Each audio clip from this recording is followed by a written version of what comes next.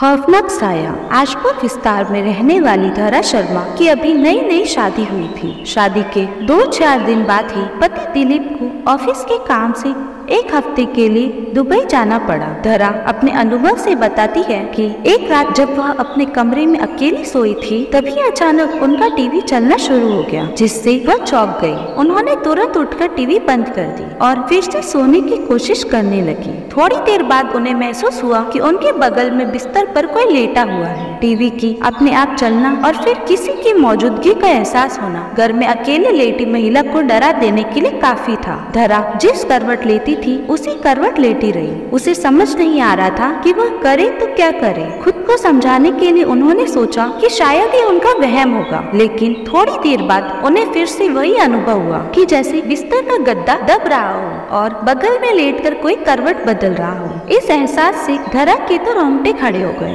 वह समझ नहीं पा रही थी कि यह सब क्या हो रहा है। बहुत हिम्मत जुटाकर वह बिस्तर से उठी और पीछे पलटकर देखा, वह कोई नहीं था। लेकिन जब उनकी नजर गद्दे पर पड़ी तो धरा का दिल दहल गया। गद्दा नीचे की ओर दबा हुआ था और ऐसा ही दिख रहा था जैसे उस पर कोई इंसान लेटा हुआ है। अब वह चिल्लाना चाहती थी, पर खौफनाक और डर के मारे उनके हलक से आवाज तक नहीं निकली। दिल की धड़कन बहुत तेज हो चली थी। घबराहट से धरा ने तकिया उठाकर उस जगह पर फेंका जहाँ गद्दा दबा हुआ था। ऐसा करते ही बिजली की तेजी से गद्दा ऊपर आकर ठीक हो गया और धरा को ऐसा आभास हुआ कि वहाँ से कोई परछाई तेजी से उठ खड़ी हुई हो। इसके बाद करीब 30 मिनट तक कोई हलचल नहीं हुई। तब धरा में थोड़ी बहुत हिम्मत बंधी और उसने पास पड़े मोबाइल से बगल के कमरे में सो रही अपनी सासू माँ को फोन किया। उनकी सास तुरंत दौड़कर धरा के कमरे में आ गई। अब पूछने लगी, क्या हुआ? अभी धरा कुछ बोले उससे पहले ही फिर से कुछ ऐसा ही दिख गया, जिसे देखकर उसके होश उड़ गए। धरा ने देखा कि उसकी सासू माँ के पीछे एक जवान औरत की धुंधली परछाई खड़ी है। उसकी आंखों की जगह काले गहरे गड्ढे थे और उसका कद करीब करीब कमरे की छत जितना ऊंचा था।